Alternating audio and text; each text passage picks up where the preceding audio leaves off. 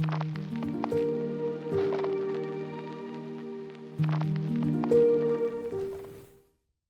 welcome. In this video, I want to talk about why, despite our best intentions, changing ourselves can be so hard. And I want to encourage you to stick with it despite that, because it is so worth it.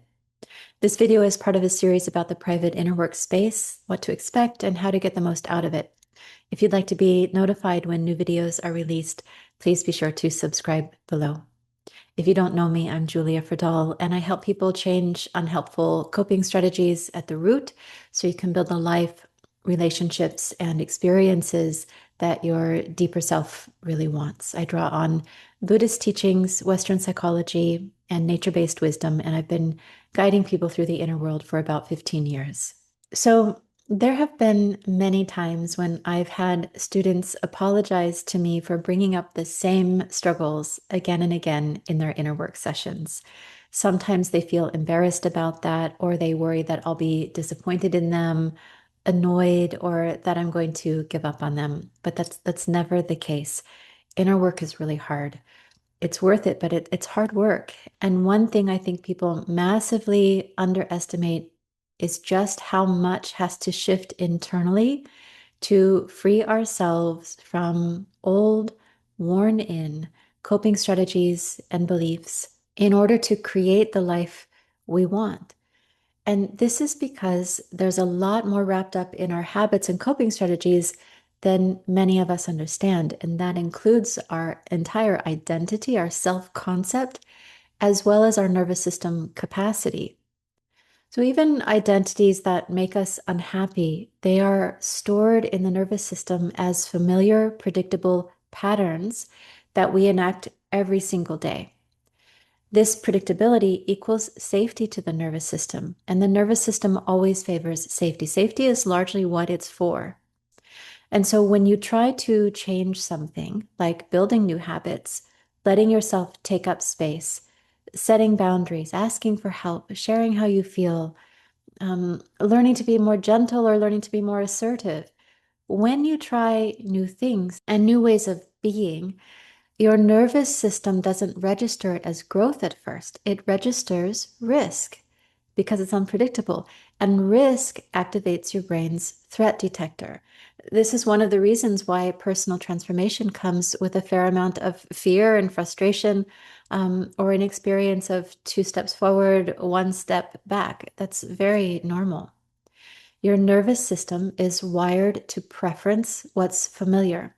And because of that, your system may resist or undermine anything that threatens your current identity or the sense of safety that predictability provides. Furthermore, our identity is deeply linked to our bonds and connections with people. And so, at least part of us will resist changing behaviors that feel tied to our identity because doing so may feel like it might put our relationships at risk. Sometimes, for example, when I suggest that someone try a different way of communicating, they respond by saying, well, that's just not me. That's not my style. But that raises an important question.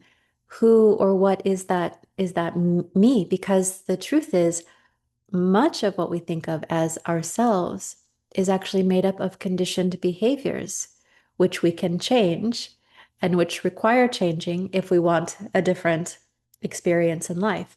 That's a complex topic in and of itself, and I'll explore that more deeply in another video. But all of this to say that safety in a bigger life, one where you have shed the coping strategies that keep you small or isolated or stuck or feeling like you're not good enough.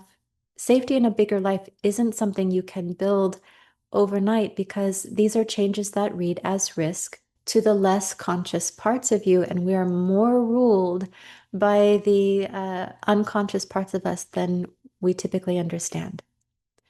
A life beyond coping strategies and familiar ways of being is something best built slowly, incrementally, patiently, by showing your nervous system and your subconscious mind over and over and over again that you can safely exist in whatever the new way of being is.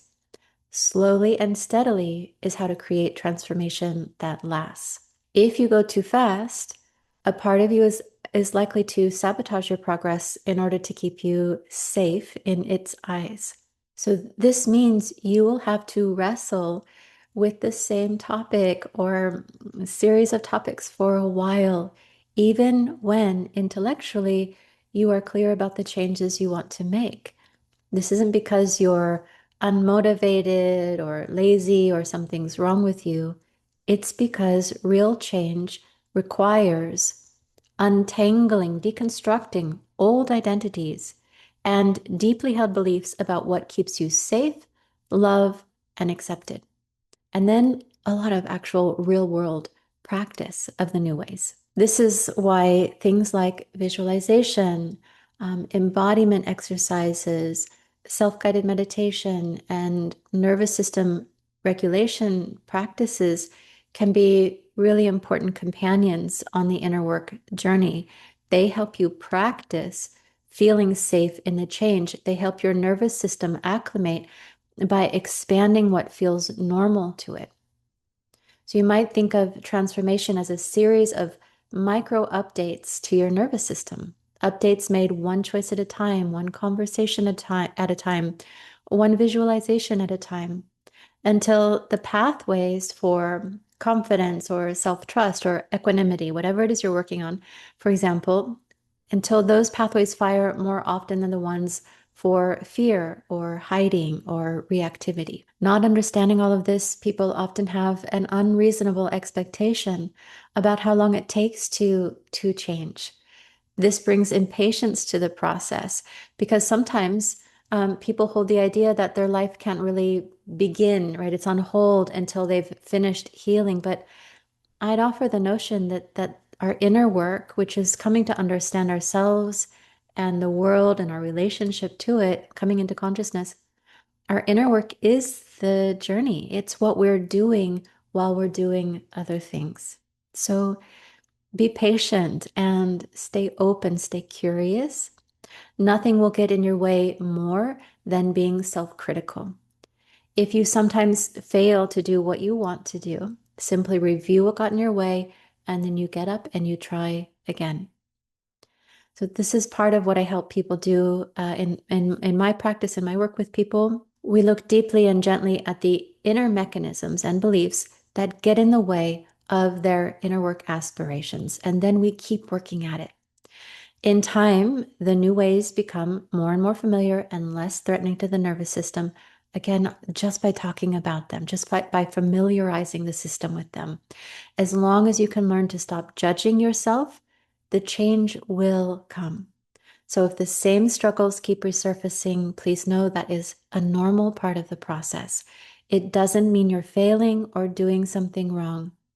And you needn't worry about your person being disappointed or annoyed when you come with the same patterns or the same topics. That is part of the process, and we expect it. So just stay the course and keep helping your nervous system feel safe in the new identity, the new responses, and the new ways of being until the day comes that these are the ways that read as safe and natural and predictable to your nervous system. That day will come. So I hope that's helpful.